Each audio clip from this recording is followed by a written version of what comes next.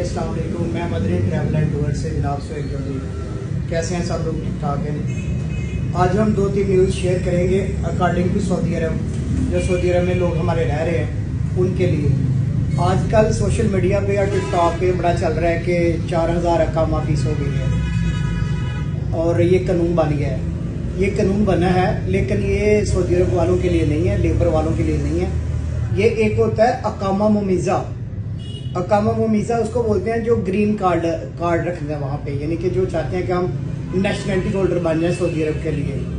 तो ये उनके लिए 4000 अकामा फीस है। पहले इनकी 1 साल के लिए 1 लाख रियाल थी, 8 साल के लिए 8 लाख रियाल थी।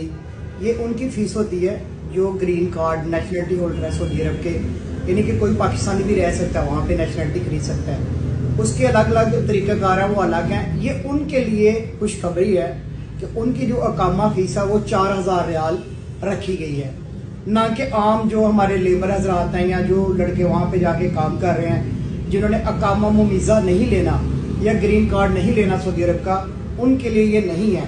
उनके लिए नॉर्मल फीस ही है अकामा की, जो वहाँ पे उनका जिस तरह का वो उनका लाइसेंस है या जिस तरह का उनका वीज़ा है अकॉर्डिंग टू, अगर लेबर है तो वो लेबर है, इंजीनियरिंग का तो इंजीनियरिंग का, डॉक्टर का तो डॉक्टर का, उनकी वही ही फीस पेमेंट होगी जो पहले साल पिछले साल थी। तो ये कंफर्म न्यूज़ है। जो ग्रीन कार्ड है वो मिल सकता है सऊदी अरब में, ये तो पहले पता सबको, पहले नहीं मिल सकता था, ये भी कानून बन चुका है।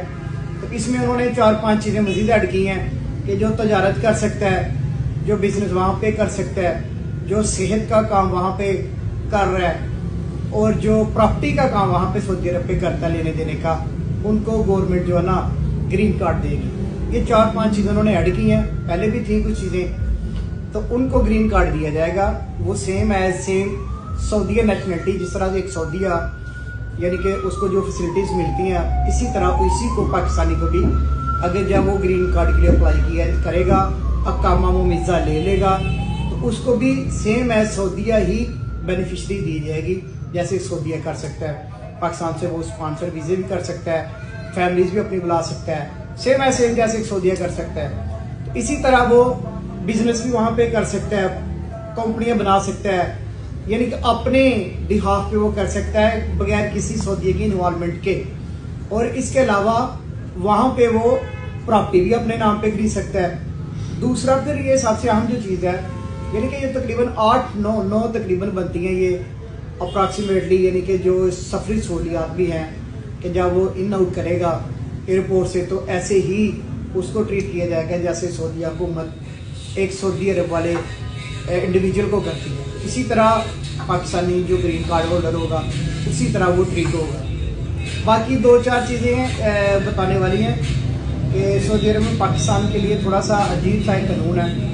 हम अगर उम्रे के लिए फॉर एग्जाम्पल अप्लाई करते हैं ऑनलाइन वीज़ा या आगे पीछे, तो हमें शिरके के थ्रू जाना पड़ता है, यानी कि किसी कंपनी से हम इलाहा करेंगे, फिर वो हमें वहाँ से ओके करेंगे तो हम फिर वीज़ा लेके जाएंगे। जबकि यूरोप कंट्रीज़ में सऊदी अरब के लिए उम्रे के लिए जाने के लिए ऐसा कुछ नहीं है, या विजिट वीज़े के लिए भी कुछ नहीं है। हमें तो विजिट वीज़े के लिए भी आगे से कंफर्मेशन लेनी पड़ती है, उम्रे के लिए भी आगे से हमें कंफर्मेशन लेनी पड़ती है और ट्रैवल एजेंट को ज़रूर इन्वॉल्व करना पड़ता है। ट्रैवल एजेंट के बगैर फिर हम काम नहीं कर सकते। जबकि यूरोप में अगर कोई बंदा रह रहा है या यूरोपियन है नेशनलिटी होल्डर, वो सिंपल क्या करेगा, उसका उम्रे का दिल कर रहा है, आज सुबह वो उठते हैं, जनाब हाथ मुँह धोता और जाता है एयरपोर्ट पे। वहाँ पे एयरपोर्ट वालों को कहता है इमिग्रेशन को, भाईजान मैंने उम्रे के लिए जाना है या मुझे विजिट वीज़ा चाहिए या मुझे उम्रे का वीज़ा चाहिए। वो उसी टाइम उसको एयरपोर्ट पे एक डेस्क काउंटर बना होता है, वहाँ पे ही जारी कर देता है उम्रे का वीज़ा या विजिट वीज़ा, और वहाँ पे ही उसकी टिकटिंग हो जाती है और वो वहाँ से ही 2-3 घंटे की फ़्लाइट में बाद में वो सफ़र करके सऊदी अरब पहुँच सकता है। ये उनके लिए बड़ी फैसिलिटी है। जबकि हमें एक ट्रैवल एजेंट के पास जाना पड़ता है लाजमन, इसके वाय से, क्योंकि ये ट्रैवल एजेंट क्योंकि वो आगे शिरके साथ होता है, तो शिरके के थ्रू हमें वहाँ पे जाना पड़ता है। तो दुआ गो है कि इंशाल्लाह इन फ्यूचर के सऊदी अरब के साथ हमारे जो मामला हैं इस मामले में ठीक हो जाएं और हमें भी ऐसी सफरी सहूलियत मिल जाए कि इंडिविजुअल खुद उठे, सुबह हाथ मुँह धोए, कपड़े चेंज करे और एयरपोर्ट पे पहुँचे, वहाँ पे पहुँच के एयरपोर्ट वाले का काम को बताया कि भाई मैंने उम्रे के लिए जाना है, वो जल्दी से टिकट भी बना दे वहाँ पे और उसको उम्रे का वीज़ा भी जारी कर दे, इसी तरह विजिट वीज़ा भी जारी कर दे। और एक लंबे प्रोसेस जो FRC बनाओ, MRC बनाओ, आप इतमाद सेंटर जाओ, आप फला जगह पे म्यूनिसिपल से आप वेरीफाई करवाओ, टेस्टेड करवाओ, तो ये सारी चीज़ों से आपकी जान छूट जाती है। और जो ट्रैवल एजेंट हैं जो वैसे ही कहानियाँ बनाते हैं या आगे पीछे लेके चलते हैं, उनसे भी जान छूट जाती है।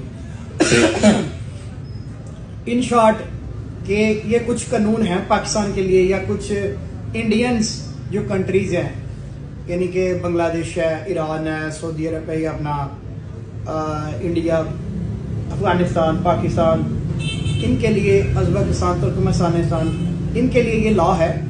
बाकी जो यूरोप कंट्री है उनके लिए बड़ा सिंपल सा, बस एयरपोर्ट पे जाएं और इमिग्रेशन कराएं और बस चले जाएं।